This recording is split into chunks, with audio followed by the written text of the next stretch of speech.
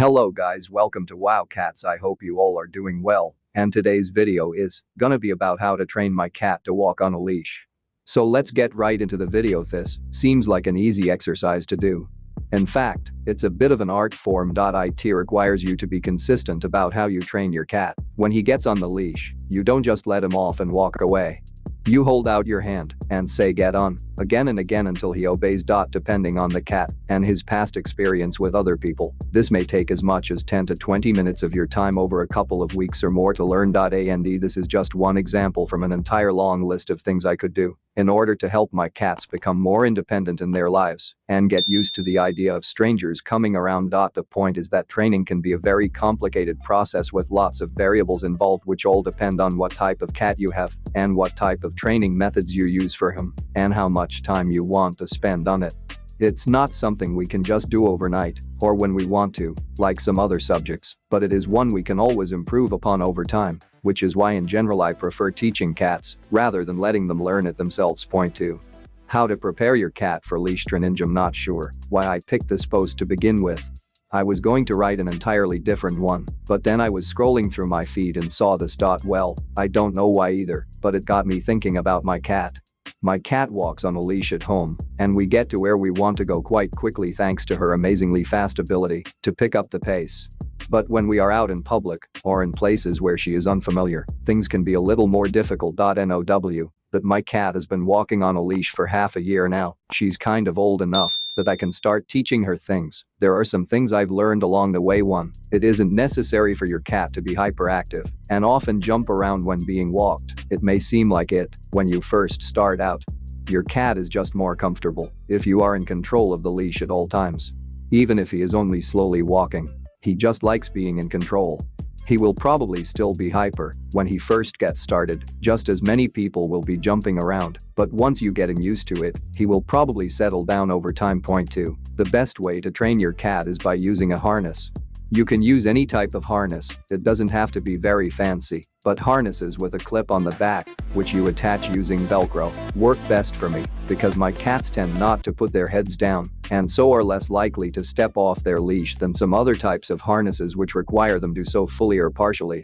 You will also probably want an adjustable collar. They come with adjustable collars already built into them if your cat is larger than 5 inches tall, because they are usually uncomfortable at longer lengths because of the pressure exerted on their neck by the padded collar and thin leather strap that connects 2 points on each side of the collar and which forces them into a position slightly different from how they would naturally walk. Point 3. If your kitty is older than 6 months old, consider getting him or her onto leash training wheels.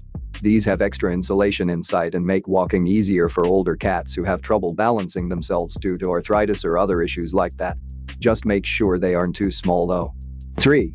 Preparing the leash. This is a story that I have told so many times that it is probably best to just listen to it and not try to apply any sort of pattern to it. If you've ever had a cat, or if you are a cat owner yourself, you know that they are always trying to help you get them off the couch or out of the litter box and generally in all directions at once. You can either put them on a leash or let them be free, but distracted. In this case, my dog is free and wandering around the house in his own way, but I have been taking him out for walks on leash. I have been doing this successfully for years now. It isn't perfect. Sometimes the leash slips and they run off into my neighbor's yards or out onto the street without being tethered. But if I am careful and follow the rules, which are simple, I usually end up with an unbroken walk. But as often as I do this, there has always been one thing about it which bothers me. How did he get so used to being tethered in this way? Was he trained? Did other cats do this when they were his age? Did he grow up knowing what was expected of him? Or did he just figure it out naturally? And then there are questions like, why did I even bother with leash training in the first place? Why didn't we just let him roam free like other cats do?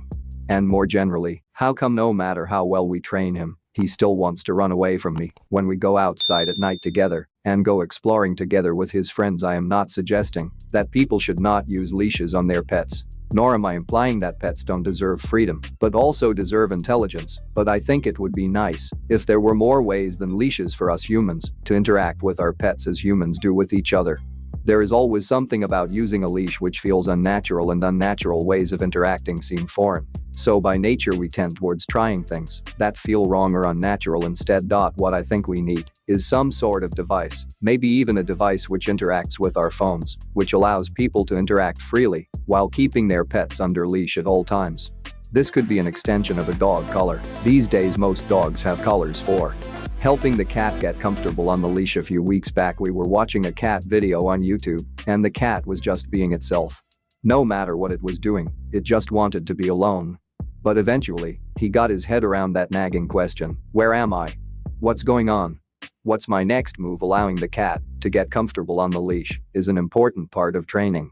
Not only will it help him learn how to behave in public places and with people, it will also allow him to feel valued and appreciated. Point 5. Helping the cat walk on a leash. This is one of those posts that no one ever talks about. You'll have to Google to find this gem, but it's worth it. Here is a 2-minute video of my cat, Lucy, trying to walk on a leash. This is one of the best things I've seen in a long time. It's really funny and makes me smile every time I watch it, and it will make you smile too. If you have cats, or just cats in general, then you know what it's like when they are looking for something or someone to do. Here is how to train them so they can do what you want them to do. 1. How to train your cat to walk on a leash. 2. How to train a cat to walk on a leash. Cats and leashes. 6. Keeping your cat happy on a leash. It's no secret that my cat has to walk a leash. I know. We're going to postulate that he doesn't like it, so why would you do it? Well, for one thing, the leash keeps him from roaming off and getting into trouble. It also gives me a chance to exercise him when he's not. But the real reason is that it makes him happy. He gets exercised and stimulated, and I don't have to worry about him getting into trouble while he waits on my lap while I'm doing something else. I mean, it's not like we have anything else to do here. He sits in this special spot on the couch when we watch movies or play any kind of computer game together. We probably are playing the same game right now. Yes, there are many ways of training your cat or other pet, but this idea is pretty universal. You and your pet should be able to agree on some ideal behavior before you start trying anything new. That way, if you don't get along with your cat anymore or you move out of the house for a while, for example, he can still just sit around and wait for you for a little bit before being allowed back in. Point 7. Conclusion: in the last few decades, it has become very easy for almost anyone to go from novice to expert in a matter as small as how to teach a cat to walk on a leash. In this post I am going to cover some of the ways you can train your cat. I have had 3 cats in my life, each of which taught me something new about cats and their habits.